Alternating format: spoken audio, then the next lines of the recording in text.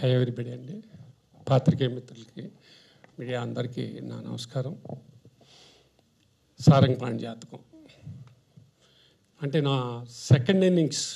అది ఒక్కొక్కరికి ఒక ఇన్నింగ్స్ అంటారు. సెకండ్ ఇన్నింగ్స్ స్టార్ట్ అయింది ఇంద్రగంటి మోహన్ కృష్ణ గారితో. నాని జెంటిల్మెన్ నాని గారితో చేశాను. చాలా పెద్ద సక్సెస్, మీ అందరికీ తెలిసింది. ఫాలోడ్ బై సమ్మోహనం, ఒక స్వీట్, చాలా మంచి లవ్ స్టోరీ. అది కూడా సుధీర్ బాబుకి, ఆదిత్య రావు హైదరి. చాలా మంచి పేరు, సక్సెస్ని ఇచ్చింది నాకు. తర్వాత వారు వేరే దీంట్లో ఉండటంతో నేను మన యశోద చేశాను సమంత గారితో. అది కూడా నాకు ఒక సక్సెస్ వచ్చిందండి. అయితే ఈ సినిమాకి నేను వేరే ప్రాజెక్టు అవన్నీ జరుగుతుంటాయి. సినిమాలతో మేము ప్రాజెక్టుల కోసం కథలు వింటాలు అవన్నీ జరుగుతున్న టైంలో మళ్ళీ నా దగ్గరికి ఈ ప్రాజెక్ట్ వచ్చిందండి. వినంగానే నేను ఒకటే మాట చెప్పాను, మోహన ఇది అద్భుతం. నా లైఫ్లో ఒక కామెడీ ఫిల్మ్ చేయలేదు. ఆ రోజుల్లో నేను జంజాల్ గారితో ఫస్ట్ సినిమా చిన్నోడు పెద్దోడు రాయించుకున్నాను. తర్వాత ఆదిత్య 369 రాయించుకున్నాను. ఎప్పుడు అంటుండేవాడిని, జంజాల్ గారు నాకు సినిమా చేయండి సార్ అంటుండేవాడిని.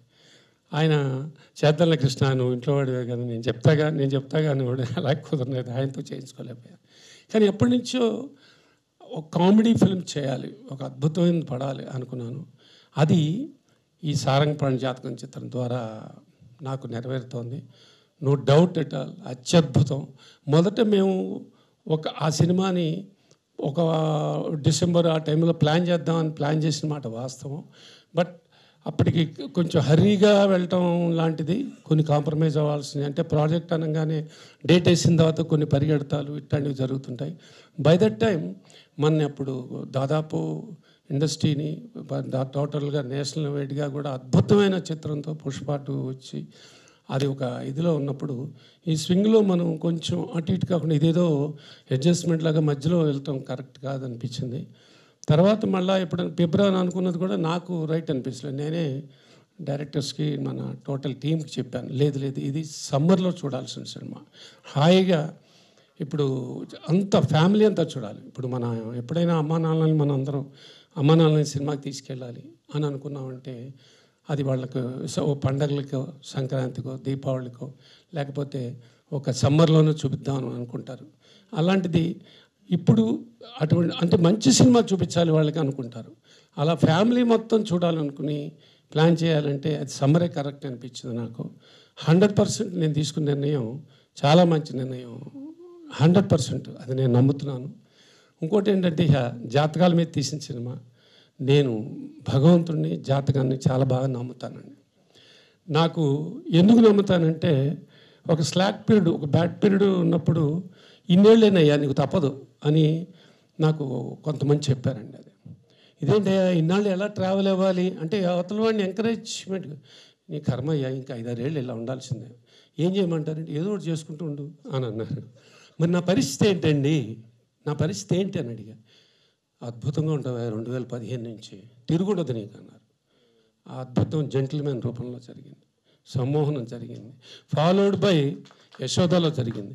యశోద అనేది ఒక కాంట్రావర్షియల్ స్క్రిప్ట్ అని చాలామంది నన్ను డిస్కరేజ్ చేశారు. మొండితే వెళ్ళాను.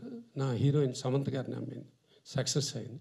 ఈ సినిమా, ఈ కథ విన్న తర్వాత నేను అద్భుతం కొడుతున్నాను నేను అంతే అన్నా. ఈ మార్కెటింగ్లు, ఈ మార్కెట్లో పరిస్థితులు, ఈ ఫ్లక్చుయేషన్స్, అది పెద్దవాళ్ళకి చిన్నవాళ్ళకి అందరికీ ఉన్నాయి, రకరకాలైనవి ఉంటుంటాయి. నమ్మకమే మన నడిపిస్తుంది. అదే నమ్ముతున్నాను నేను. అందులో ఇప్పుడు మీరు జాతకాల గురించి మాట్లాడుతున్నారు. ఇప్పుడు ఈ మధ్యకాలంలో ఒక ట్రావెల్, మనకి ప్రతి దానికి ఒక అర్థం ఉంటుంది, అది మనం గమనించాలి. ఎందుకు ఆపాడు? అది ఈశ్వర ఇచ్ఛ.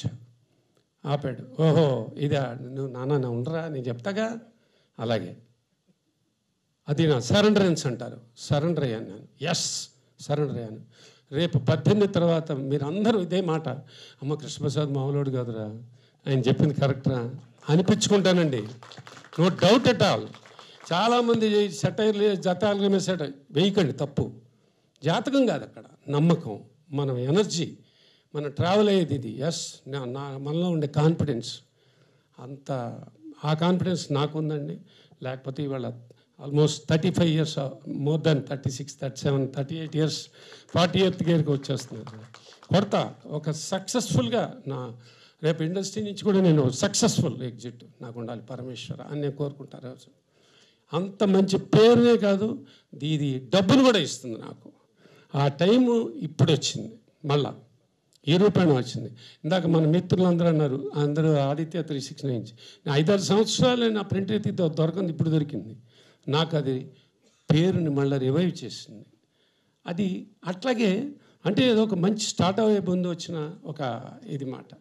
కాబట్టి నేను నమ్ముతున్నాను, పరిపూర్ణంగా నమ్ముతున్నాను. అంటే కష్టపడేవాడికి జాతకాలను నమ్ము కూర్చోకూడదు. అది ఒక చక్కటి మెసేజ్. ఓన్లీ జాతకాన్ని నమ్ముకుని ఇంకా మనం ఏం పని చేయక్కలేదు, ఇంట్లో కూర్చుంటో లేదు. కృష్ణ భగవానుడు చెప్పినట్టు రే నీ పని నువ్వు చేయరా, పైనుంచి ఏం చేయాలి నాకు తెలుసు అని చెప్పలే ఆయన. అదే చేయాలి, కష్టపడాలి, కష్టపడి పని చేయాలి. ఒక గోల్ పెట్టుకోవాలి, మనిషి పెట్టుకుందా. ఆ గోలు నేను అప్పుడప్పుడు నిరుత్సాహపడుతూ మళ్ళీ ఉత్సాహపడుతూ అలాంటి అన్నీ చూసిన వాడిని నేను. కానీ ఇప్పుడు ఈ కథ విన్నప్పటి నుంచి ఆహా ఎటువంటి సినిమా చేశాను అన్న చూసుకున్న తర్వాత ఇంకా తృప్తి పొందింది నాకు. ఎస్ అని చెప్పాను, we're going to hit the bull అని. సో 100% ఆ 18th ఈ మాట నిజం అవుతుంది నాకు తెలుసండి. Thank you very much, thank you very much. అందరు తప్పకుండా చూడండి, ఎంజాయ్ చేయండి. ఈ హాలిడేస్లో ఒక అద్భుతమైన ఫ్యామిలీ కాదు, ఇది యూత్ నుంచి ప్రతి ఒక్కళ్ళు ఎంజాయ్ చేసే cinema. Thank you very much. Thank you sir.